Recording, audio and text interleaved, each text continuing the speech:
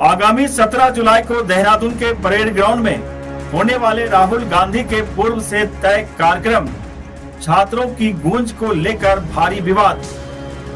कांग्रेसियों ने प्रशासन पर आखिरी समय में अनुमति रद्द करने का लगाया आरोप। नमस्कार, आप देख रहे हैं श्रमिक मंत्र न्यूज और मैं हूं आपके साथ आलोक शर्मा। अब राहुल गांधी देहरादून के बन्नू स्कूल में छात्रों के संग गूंजते आएंगे नजर। वहीं कांग्रेस पार्टी का दावा है कि उनके पास कार्यक्रम स्थल की अनुमति मौजूद है और कार्यक्रम तय समय पर ही होगा। कांग्रेस प्रदेश अध्यक्ष गणेश गोदियाल की माने तो बीते 10 जुलाई को मंजूरी मिलने के बावजूद भी प्रशासन ने परेड ग्राउंड को लेकर अंतिम समय में अचानक कदम पीछे खींच लिए। वहीं प्रशासन का कहना है कि आयोजन स्थल के लिए अभी भी एनओसी प्राप्त नहीं हुए हैं। फिर क्या था?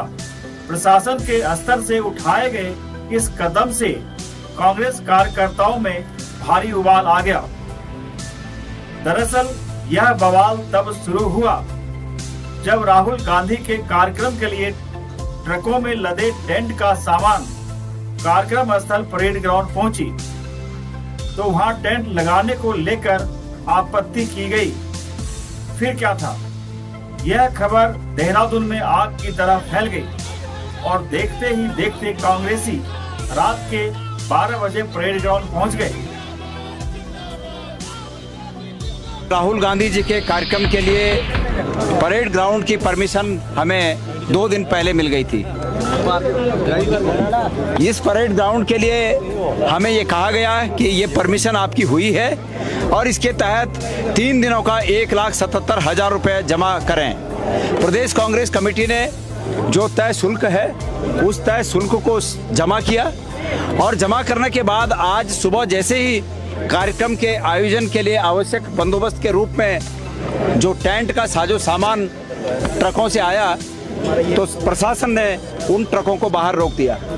हम दिन भर प्रशासन के संपर्क में रहे लेकिन हमें लिखित रूप में कोई सूचना नहीं दी गई और अंततोगत्वा अभी शाम को एक लिखित सूचना सरकार के द्वारा दी गई कि इस ग्राउंड की परमिशन रद्द कर दी गई है। और वो इसलिए रद्द कर दी, बहाना ये बनाया कि इस परेड ग्राउंड में कोई कार्यक्रम चल रहा है। मीडिया के सभी साथियों को यहाँ पर इस समय हम सभी कांग्रेस के पदाधिकारीगण और कार्यकर्तागण इसलिए आए और आपको आमंत्रित किया कि हमारे साथ साथ आप लोग भी देख सकें कि क्या इस परेड ग्राउंड में कोई कार्यक्रम चल रहा है। इस परेड ग्राउंड में कोई कार्यक्रम नहीं चल रहा है, पूरा परेड ग्राउंड खाली है। और इसके पीछे क्या कारण है कि सरकार बहाने कर रही है कि परेड ग्राउंड में कोई कार्यक्रम चल रहा है इसलिए परमिशन रद्द की जाती है।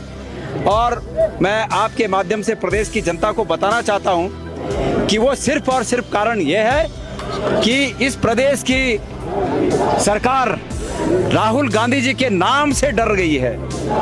राहुल गांधी जी की संभावित उपस्थिति और छात्रों को उनके द्वारा संबोधित किए जाने के स्थिति में सरकार अपने को असहज पा रही है। सरकार ये समझ गई है कि राहुल गांधी जी ने प्रदेश की सरकार की और केंद्र की सरकार के मन की बात को वास्तविक रूप में सच्चाई के साथ इस देश की जनता और इस प्रदेश की छात्रों के सामने यथा स्थिति जो सत्य है उसको उकेर दिया है, रख दिया है। और इससे डरकर इन्होंने ये जो संभावित कार्यक्रम था इसमें बाधा डालने के लिए परमिशनें रद्द की।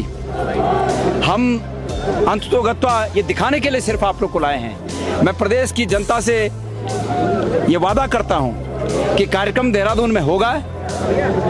हमें ये कहा गया कि आप अपना कार्यक्रम छोटी जगह पर करें, कम स्थान हमें दिया गया, हम उस कार्यक्रम को करेंगे। बड़ी सी बड़ी संख्या में छात्र जुटेंगे लेकिन छात्रों के हित में कोई व्यवधान पैदा न हो और कोई इस प्रकार की बात न हो कि हमारा पुलिस से कोई आपस में उलझन है। इसलिए छात्रों के हित को देखते हुए, उनकी सुरक्षा को देखते हुए हमने ये तय किया है, कांग्रेस की लीडरशिप ने ये तय किया है कि हम अब जो दूसरा स्थान हमें बताया गया है हम वहाँ पर कार्यक्रम करेंगे, विधिवत करेंगे। भारी संख्या में छात्र वहाँ पर राहुल जी को सुनने के लिए आएंगे।